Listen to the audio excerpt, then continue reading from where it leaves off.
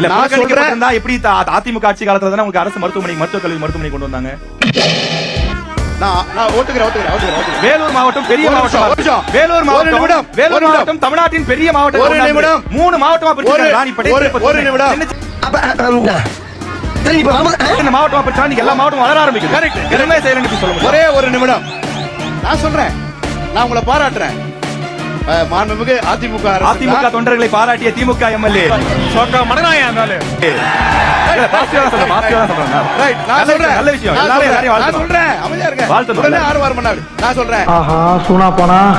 ஒவ்வொருத்தருக்க வேகத்தை பார்த்தோம்னா அவன் அருமை வறுமைக்கு ஆபத்து வந்துடும் போல் இருக்கடா. ரொம்ப கவனமா டீல் பண்ணி ஆட்டத்தை கலைச்சிடுறாக்கா.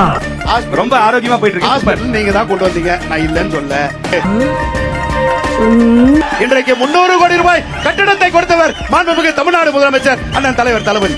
இன்னொன்னு கேக்குறேன், ஒரு நிமிஷம். ராணிப்பேட்டை மாவட்டத்துக்கு ஒரு நிமிஷம். வேலூர்ல இருந்து அரசு மருத்துவர்களை அங்க கொண்டு போயிருக்கீங்கன்னு குற்றச்சாட்டு வைக்கலாம். What's going on?